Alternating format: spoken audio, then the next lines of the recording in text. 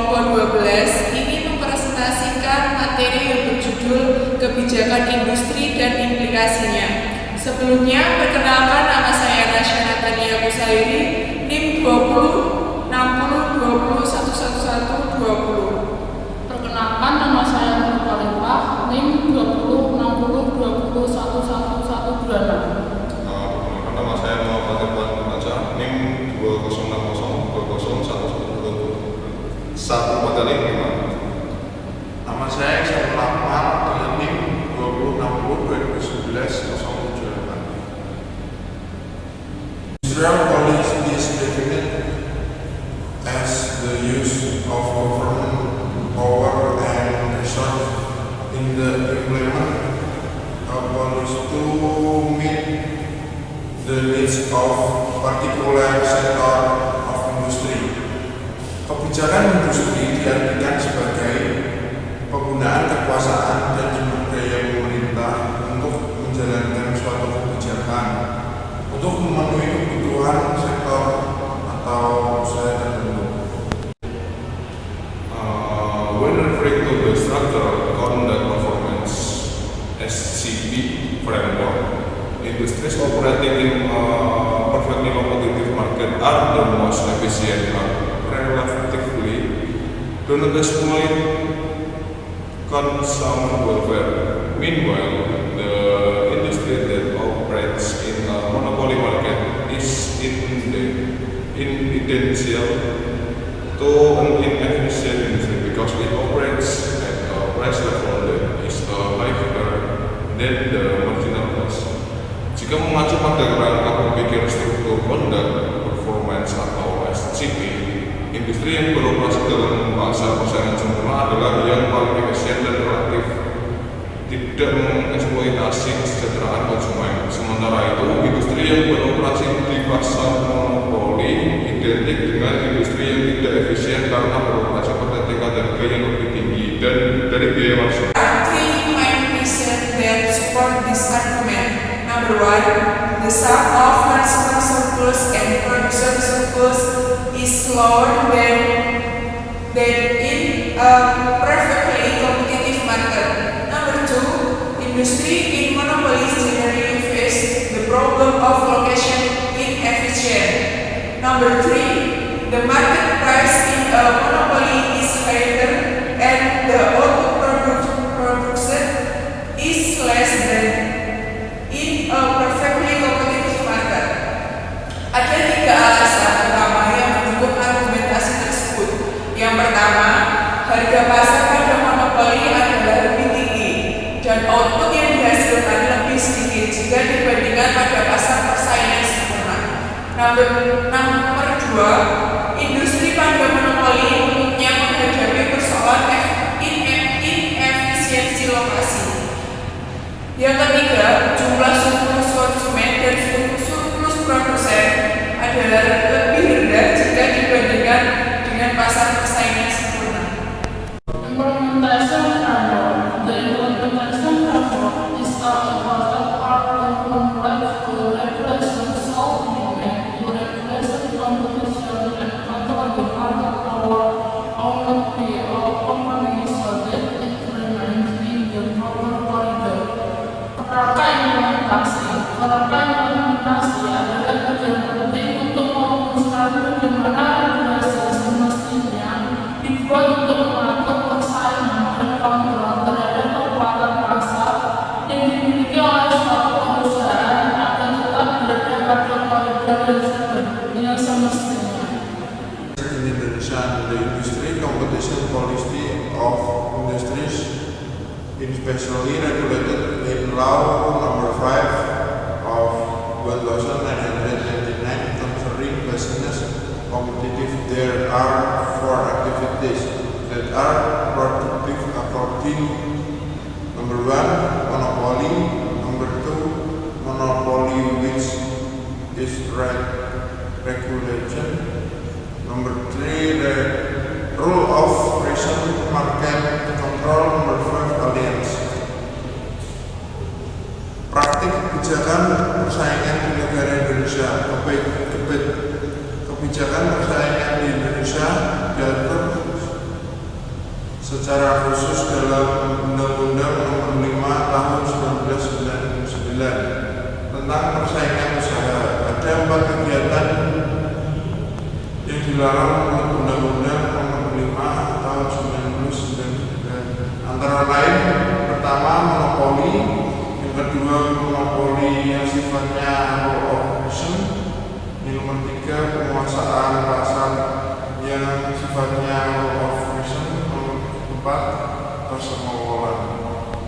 Sanction imposed on companies that violate the provisions of Law Number 5 of 1999 include: number 1, determination of the cancellation agreement; number 2, orders to stop activities that are proven to have monopolistic and anti-competitive practice; number 3, command to stop vertical integration; number 4, order to stop abuse of dominant position; number 5, determination of compensation payment. Ada sanksi yang dikenakan terhadap perusahaan yang melanggar ketentuan Undang-Undang Nomor 5 Tahun 1999, antara lain: yang pertama, penetapan perjanjian pembatalan; yang kedua, perintah untuk menghentikan integrasi vertikal; yang ketiga, perintah penghentian kegiatan yang terbukti melakukan praktik monopoli dan anti persaingan; nomor 4, perintah menghentikan penyalahgunaan posisi dominan; nomor 5, penetapan pembayaran ganti rugi. Implementation of competition policy. There are 3 implementation of policy that have the objective of business efficiency and fight business competition, including: number 1, privatization; number 2, nationalization; number 3, regulation. Implementasi kebijakan persaingan ada 3, yaitu penerapan kebijakan yang memiliki tujuan efisiensi usaha dan persaingan usaha yang sehat. Di antaranya, yang pertama, privatisasi; yang kedua, nasionalisasi; yang ketiga, regulasi.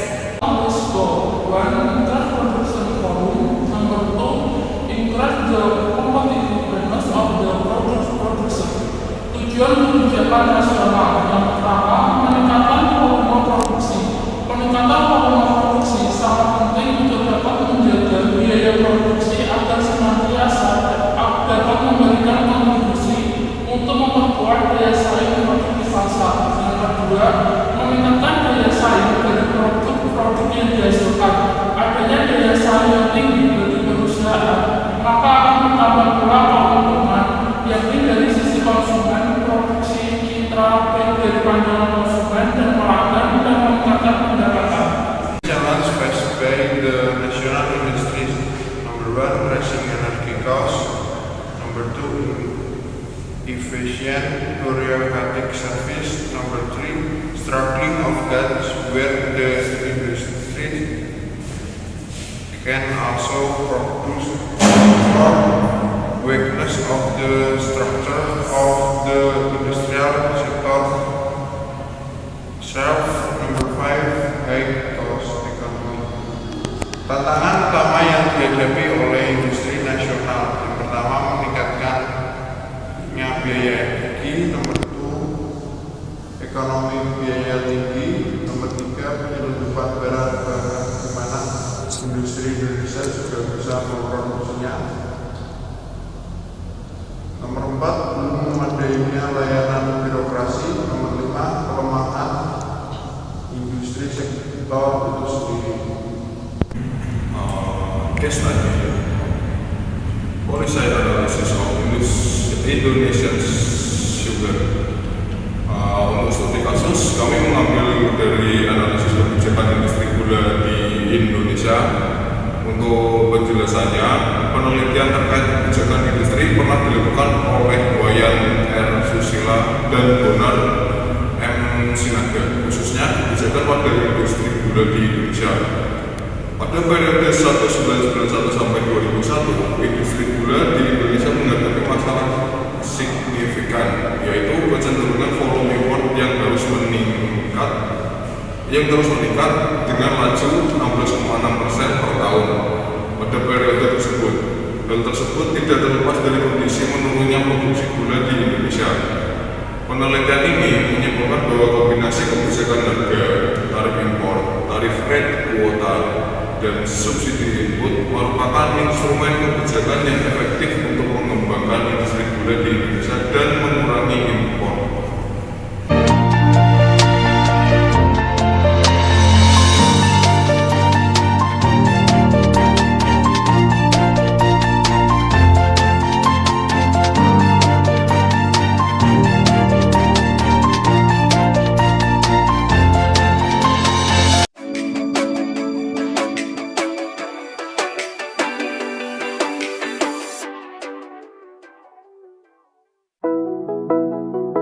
Saat ini, jajanan makanan dan minuman semakin bervariasi.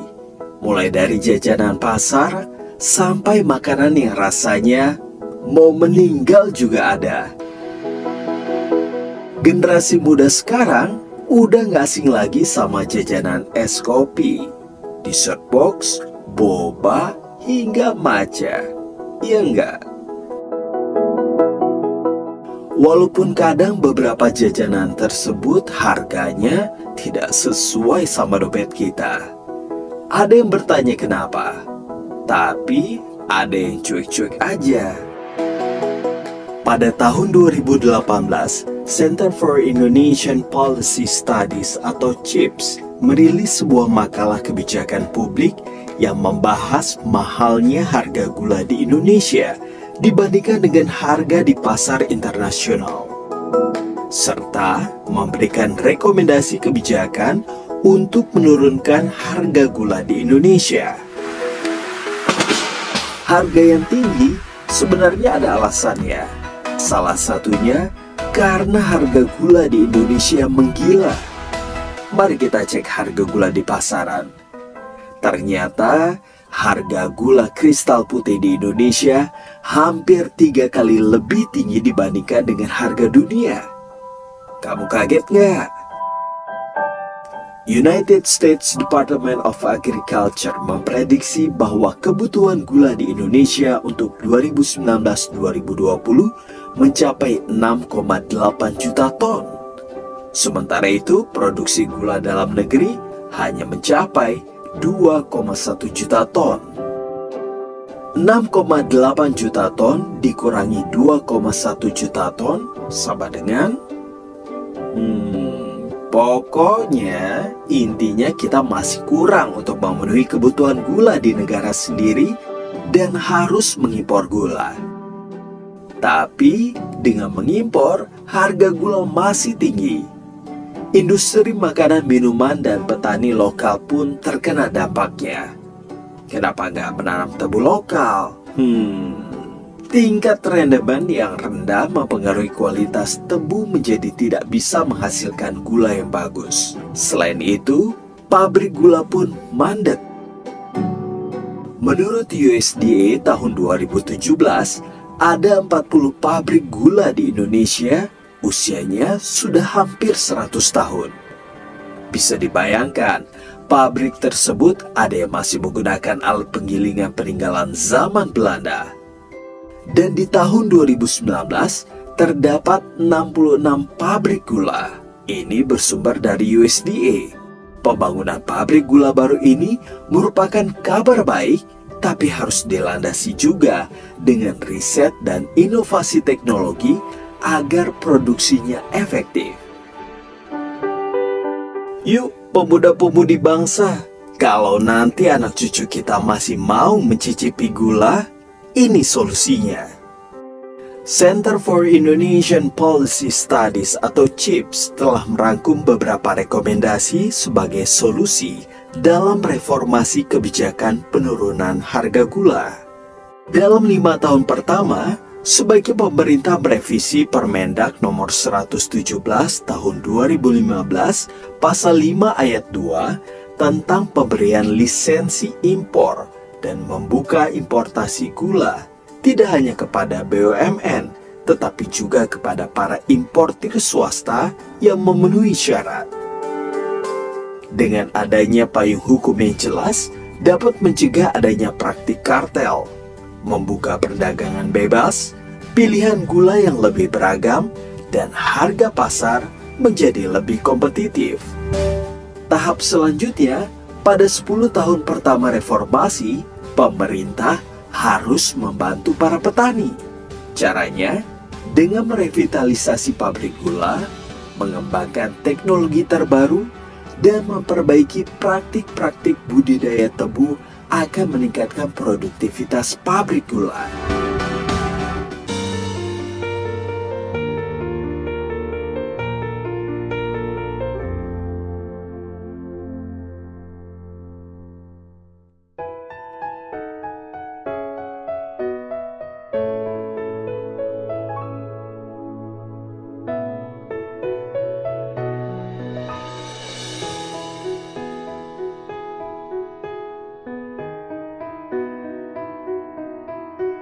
Perkebunan tebu Tembugiring di Kabupaten Mojokerto, Jawa Timur menjadi saksi tonggak revitalisasi industri gula nasional untuk ketahanan pangan dan energi.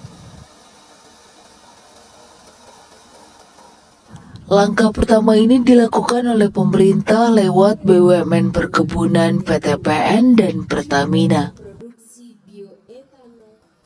Pada 10 Oktober 2022, Menteri BUMN Erick Thohir meresmikan program yang mampu menolong Indonesia menghadapi ancaman resesi akibat krisis pangan dan energi di tahun 2023 ini.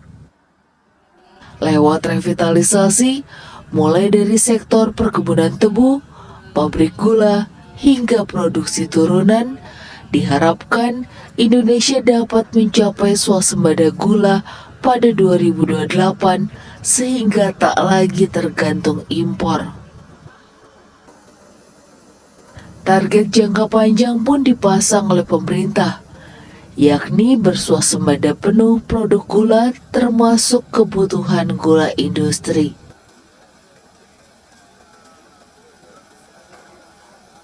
Ketika konsumsi industri gula kita bisa swasembadakan, kita juga menuju bagaimana yang namanya gula industri juga kita stabilkan, karena itu meningkat sekali.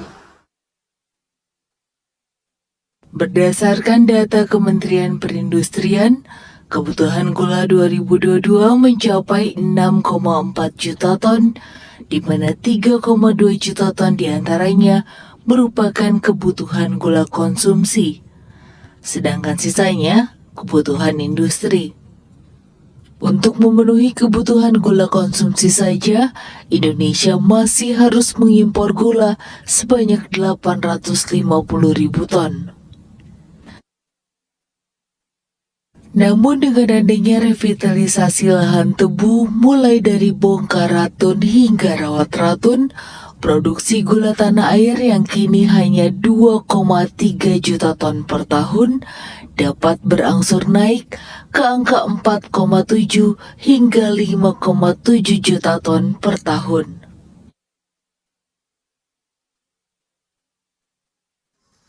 Selain swasembada gula, revitalisasi ini juga mampu membuat Indonesia mandiri dalam sektor energi. Bioetanol yang merupakan produk sampingan dari industri gula bisa menjadi bahan bakar ramah lingkungan. Pembakaran bioetanol lebih sempurna dan gas buang lebih bersih. Dalam jangka pendek, bioetanol sebesar 5% akan diujikan untuk dicampur dengan BBM yang ada agar dapat menaikkan nilai oktan. Kenapa, Bu? Gasolin kita campur, jadi kalau 5% etanol kita campur dengan Pertalite itu setara dengan Pertamax, naik 2 oktan. Itu, naik 2 oktan. Sehingga karbon emisinya jadi lebih baik ya. Meski upaya ini baru akan memperlihatkan hasilnya dalam 6 tahun ke depan, namun setidaknya upaya revitalisasi industri gula nasional ini bisa menjadi energi baru yang memaniskan Indonesia.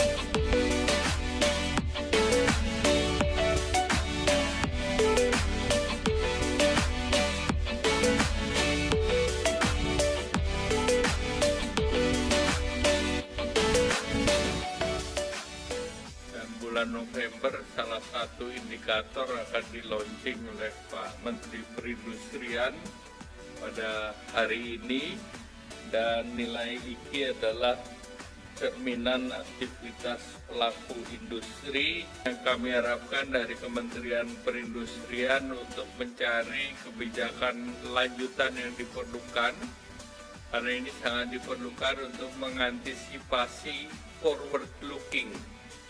Jadi ke depan kita harus antisipasi. Hari ini belum terjadi, namun ke depannya perlu kita perhatikan agar tidak terjadi PHK.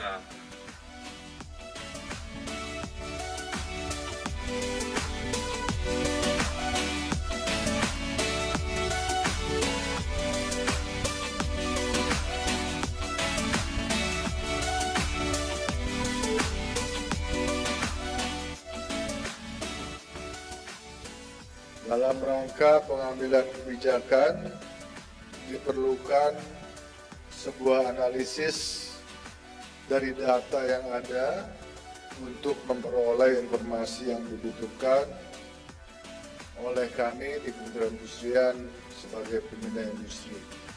Hari ini kita melaunch hasil survei perdana berada pada titik 50,89 poin, artinya industri manufaktur ekspansif. Dari 23 subsektor yang kita survei, ada 11 subsektor yang dia ekspansif. Any number di atas 50 itu ekspansif. Mau 50,01 itu ekspansif. Ada 12 yang tertekan, kontraksi. Namun dari data yang kita miliki, 11 sektor yang ekspansif ini dia merepresentasikan 71,3% dari kontribusi terhadap PDB manufaktur.